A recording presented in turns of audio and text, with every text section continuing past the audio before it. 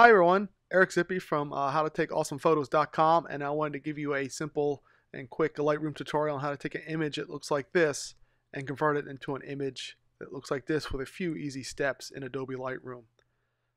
This tutorial is based on the fact that you're shooting in RAW files. I always shoot RAW, and you should too.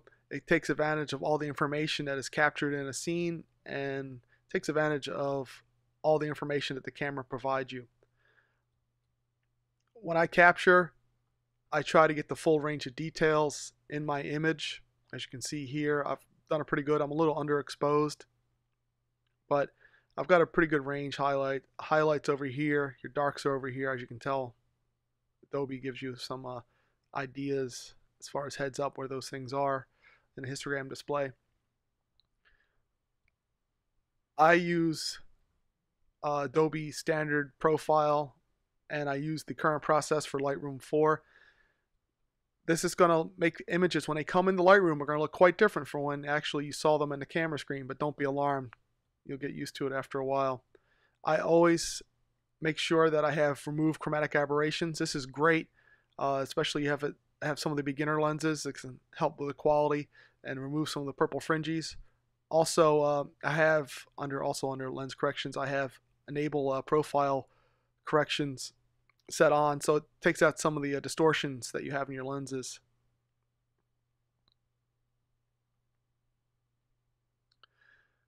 I also have both highlight and shadow warnings turned on, so if I go too far with a correction that either the shadows have no details or the highlights have no details, I will be able to see that.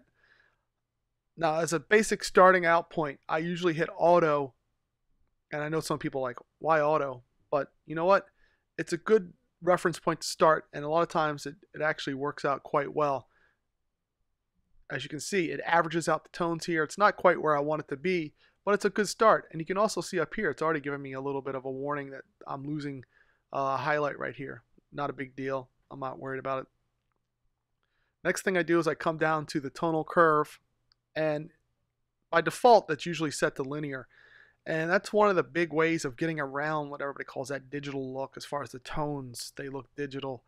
Well, one thing to do is you take it and put it on, say, medium contrast. This is just a start point, but it changes the curve and it mimics more of a film curve, so it gives it more of that film look for those of you who remember film.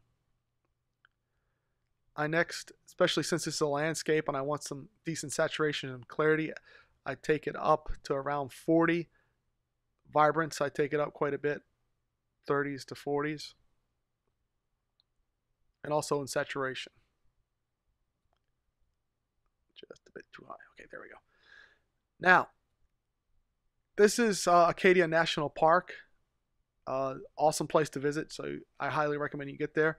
And I wanted to capture the way pretty much how I saw it there, and the camera and its white balance decided that it was a little cooler, but actually it was real warmer, so I can take my warmth up to where it was pretty much how I saw it right there, and that does a pretty good job of it. I'm also going to come back down here, and I notice my highlights. I want my highlights to come back down some, and I'm going to also take my shadows and bring them up right here. So I've got a good range of tones. You can see on my histogram that I've got pretty much everything spread out across the board. And I'm going to bring my blacks down. It gives a little bit more punch. You can see right here I'm getting a warning that I'm going to get my shadows. There's not going to be any detail. Don't be totally afraid of that, because I mean, if the whole image is showing like that, you've got a problem. But right here, actually, it's good to have blacks. It gives you a full tonal range. So I'm getting pretty close to where I wanted to be. I've got it warmed up. It looks like pretty much how I saw it. But I needed to do some things with the sky and do some finishing touches here. So I'm going to take and use the graduated filter right here. And I'm going to click and drag. And if you notice, it's maybe a little wonky going back and forth here. If I hold down Shift, it'll actually allow me to pull it down and make it straight. Now I'm going to adjust the exposure on the top, and I'm going to bring it down a little bit, so I'll bring some more depth and lightens up the sky a little bit. And I'm also going to take the saturation and I'm going to raise it up more to bring back more of the color that I saw in the sky when I was there. Now we're getting pretty close to being finished here. I'm going to close that out right there. But this is one of the finishing tips. I haven't gone into sharpening yet. I'm going to, actually before I get there, I'm going to do sharpening first. I bring this up, this image, to right about 50. Always look at your sharpening 1:1 to see what's happening. So like right here, I want to get the rocks nice and sharp. Bring my details up, a little bit of masking, and I'm going to bring that up just a little bit more. I don't want to go too sharp, but that looks pretty good. I do a little bit of luminance noise reduction, 5 or 6, to take out some of the shadow noise. And then I come down to finish it off right here. I go to the effects, and I do a post-crop vignetting, and I have it on the highlight priority, and I take it only to about -15 to basically 20, somewhere in between there, and have it feathered all the way out. And it really doesn't change too much of how you view the image until you toggle it on and off. And it's just that finishing touch that frames the image and it gives you the looks. So there you go.